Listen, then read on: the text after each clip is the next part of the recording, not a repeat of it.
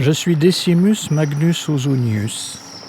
À la mort de mon protecteur, l'empereur Gratien, dont je fus le précepteur, j'ai pris la décision de rejoindre la villa de mon père. J'y partage avec mes amis le goût du vin, de la poésie et des plaisirs champêtres. Ne croyez pas pour autant qu'à 75 ans, je vive retiré du monde. Il m'arrive souvent de me rendre à Burdigala, à l'invitation d'un philologue, d'un grammairien ou d'un rhéteur, tous anciens élèves ou enseignants réputés. De loin en loin, des villas s'élèvent sur les coteaux qui dominent la plaine. Les présents de Bacchus attirent nos regards errants. Les vignes hautes se reflètent dans les eaux blondes du fleuve. Le menu peuple de gais travailleurs, les paysans pressés, rivalisent de cris populaciers. Les voyageurs et les mariniers trompettent des brocards aux vignerons retardataires. La Garonne est devenue une vraie mer, de partout s'y jettent de petites rivières. Leurs estuaires où remontent les marais forment des ports naturels. Ces ports, pour la plupart privés, font partie des riches propriétés alentours. Ils sont aménagés et permettent de faire commerce. Toutes voiles ferlées, portées par la marée. Voici 4 heures que nous avons quitté l'appontement et déjà sur l'horizon se dessinent les murailles de la ville. Gaulois, Germains, Belges, Ibères, Bretons, Grecs, citoyens de Nicomédie, de Bithynie, affluent ici pour y faire commerce. Ce grand port, par la nature même des peuples qui l'habitent, est une image en réduction de l'Empire. Burdigala est ma patrie, mon berceau est ici. Le reflux des mers baigne le pied d'une majestueuse muraille. Du haut de ces remparts, le légionnaire en patrouille surveille le trafic maritime et les routes terrestres qui pénètrent dans l'entre-deux-mers. De mon bateau à l'ancre, je contemple le vénérable temple de la tutelle, protectrice de Burdigala. Les autres monuments ont été démantelés pour édifier l'enceinte carrée des murailles. Situé à l'intérieur de la ville, le port n'est accessible aux navires que lorsque l'océan l'emplit du reflux de ses ondes. Le courant de la mer nous entraîne. Alors que la Garonne immense disparaît à ma vue, voici qu'apparaît l'effervescence des quais. Ici arrivent tous les produits des provinces d'Aquitaine. Huîtres et bitume du bassin d'Arcachon, vin de Burdigala, marbre des Pyrénées. Ici s'échangent aussi tous les produits de l'Empire, huile, garum, olive et céramique d'Afrique.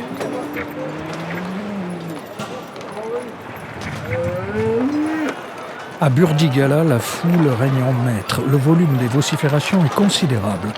Arrêtez-le, frappe, tire, donne, gare.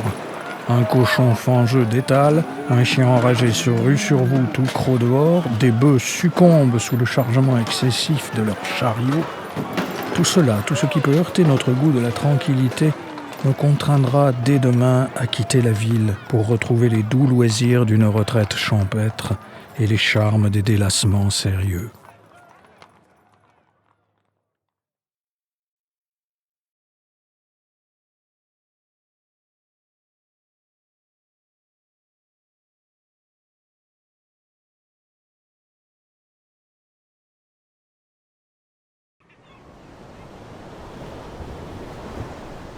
Je me nomme Herman van der Hem. Je suis né à Amsterdam il y a un peu plus de 19 ans. J'ai pris le bateau pour me rendre à Bordeaux à la demande de mon frère Laurent, afin de nourrir son projet d'un atlas universel. Mon embarcation vient de dépasser la tour de Cordouan, dressée au milieu de la rivière Gironde à l'entrée de la Grande Mer. Si les vents et les marées nous sont favorables, il ne restera pas plus de 4 jours de navigation avant d'accoster à Bordeaux.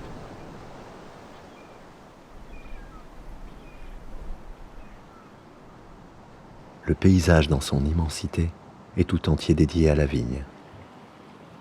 Océan de vignes, aurait dit Montaigne, avec comme une île ou comme un vaisseau à l'ancre, le village de Pauillac regroupé autour de son église romane. Au temps des Anglais, ce port exportait les vins qui lui assuraient une renommée aussi importante que celle de Bordeaux ou de Saint-Émilion.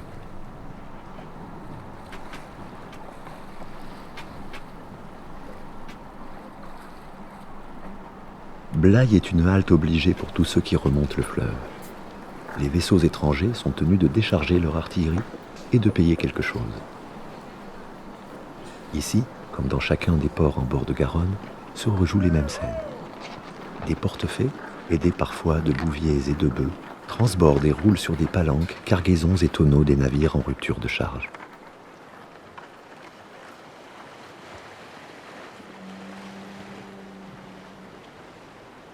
La plupart des navires de gros tonnage que nous croisons sur le fleuve sont étrangers. Ceux de mon pays sont pour l'essentiel des caboteurs qui rallient la Hollande en quelques dizaines de jours. Filadière, Anguille, Gabard, voici là toute la flotte des Bordelais.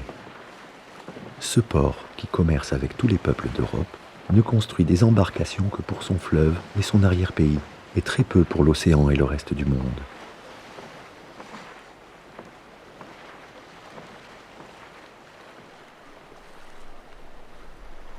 Nous passons devant les coteaux de l'Ormont, où se blottit un modeste ermitage. Cet édifice discret contraste avec la résidence de l'archevêque de Bordeaux, qui se situe non loin de là. L'endroit est un verrou stratégique avant l'arrivée à Bordeaux. Sur le promontoire, des coulevrines disposées là à la demande du cardinal de Sourdis contrôlent l'accès au port.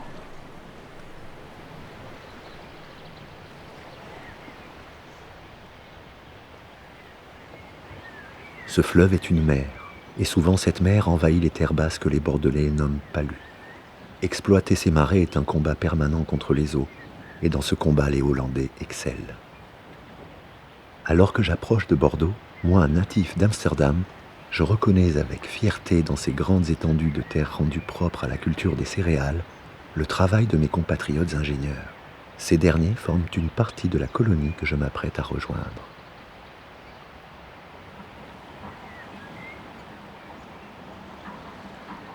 La vue du port, je devrais dire des ports, est impressionnante par son ampleur.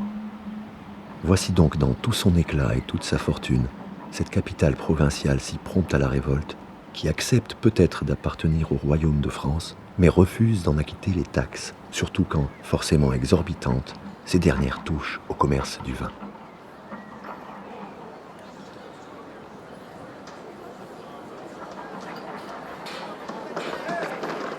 Une foule parlant toutes les langues se presse. Tonneliers, débardeurs, bouviers, portefaix, marins. Tous s'activent, vocifèrent, s'insultent. Certains tirent à l'aide de cordes les barriques des bords du fleuve, d'autres font rouler des tonneaux pour les sortir des chais. Ce sont dans ces maisons directement ouvertes sur la Garonne que mes compatriotes négociants hollandais stockent et mélangent les vins pour les améliorer.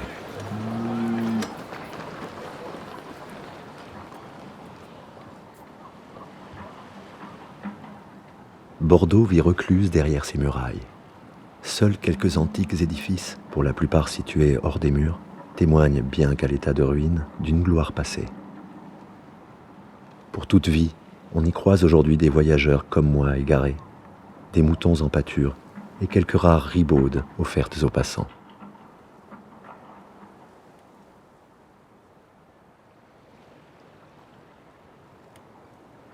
Herman van der Heim arrive vraisemblablement en janvier 1638 à Bordeaux et y réside jusqu'à sa mort, le 2 juin 1649. Sans doute missionné par son pays pour espionner ce grand port français, il réalise une quantité considérable de croquis et de dessins. Si on ne sait pratiquement rien de sa vie, seule subsiste l'œuvre dessinée. Cette dernière est un témoignage extraordinaire sur Bordeaux et les rives de Garonne au XVIIe siècle.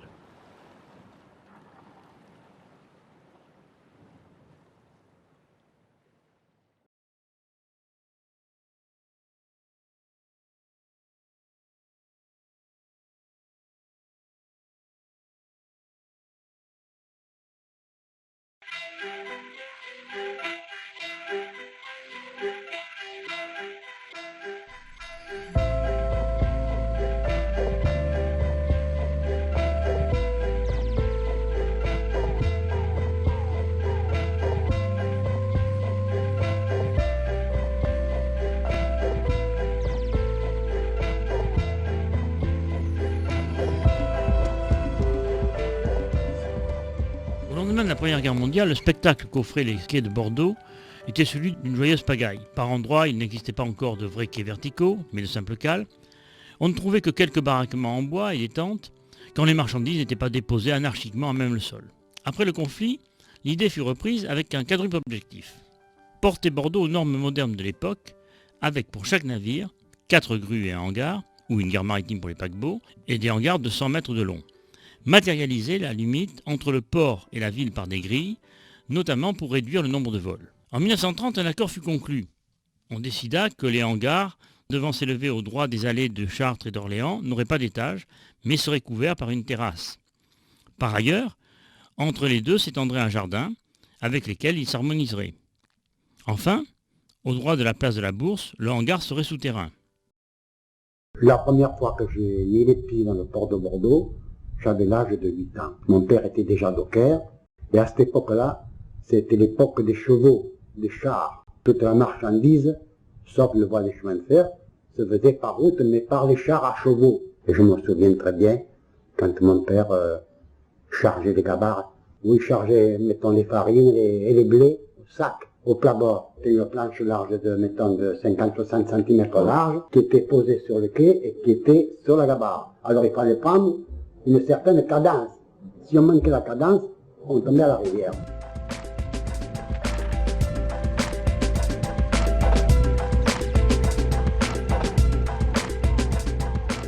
À cette époque-là, les équipes de dockers étaient des équipes attitrées qui travaillaient pour une compagnie. Ils étaient choisis pour leur sérieux. Ils nous faisaient quand même du bon travail, ce qui fait qu'on n'avait pas trop peur de décharger la marchandise à Bordeaux. Et les dockers étaient des vieux dockers qui travaillaient pratiquement sans appareil. Ils respectaient encore une tradition. Ils connaissaient, ils savaient parfaitement leur métier. Parce que l'arrimage des barriques, c'est un arrimage assez particulier, parce qu'il ne faut pas qu'il y ait trop de poids sur la barrique du fond pour pas qu'elle s'écrase. Il faut qu'elle tienne bien, il faut que ça soit bien arrimé pour éviter que ça roule. Le tonneau de jauge utilisé dans la marine marchande pour mesurer le volume des navires a pour origine la barrique bordelaise.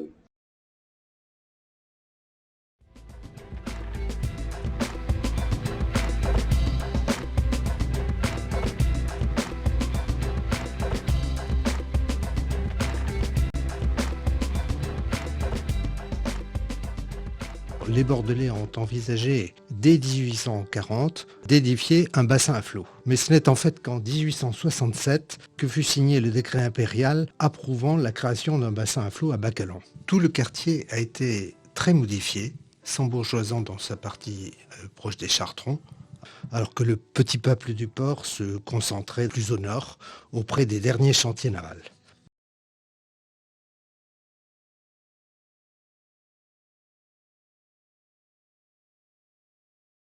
Les dockers de Bordeaux étaient très spécialisés dans le chargement des poteaux de mine. Vous aviez des montagnes de poteaux de mine, avec des grues spéciales pour justement aller les chercher, en forme de portique. Ces poteaux de mine repartaient pour l'Angleterre.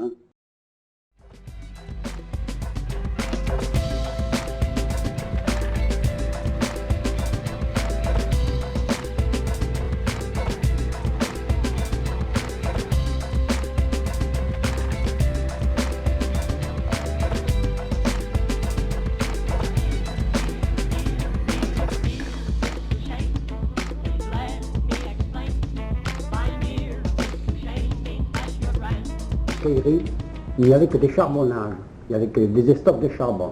Alors le charbonnage se déchargeait du bateau à quai, et alors ça partait par des téléphériques, c'est-à-dire des bennes, qui étaient dirigées sur des estocs, c'est-à-dire des maisons, des patrons charbonniers.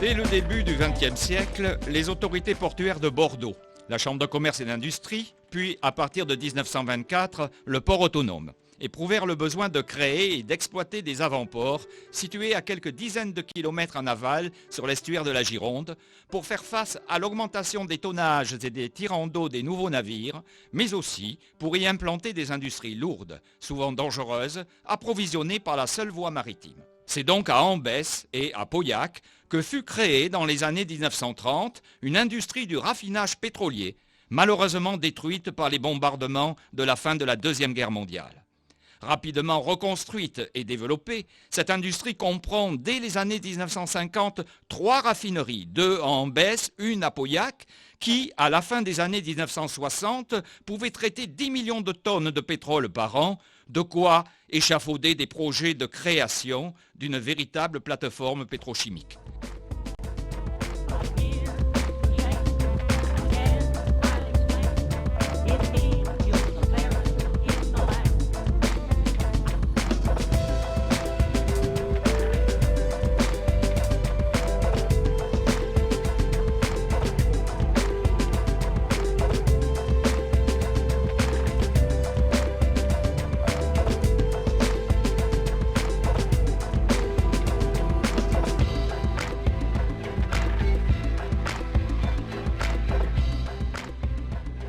C'est le site du Verdon, à l'embouchure de l'estuaire de la Gironde et près des grandes profondeurs, qui, pour le port autonome, présentait le plus d'atouts.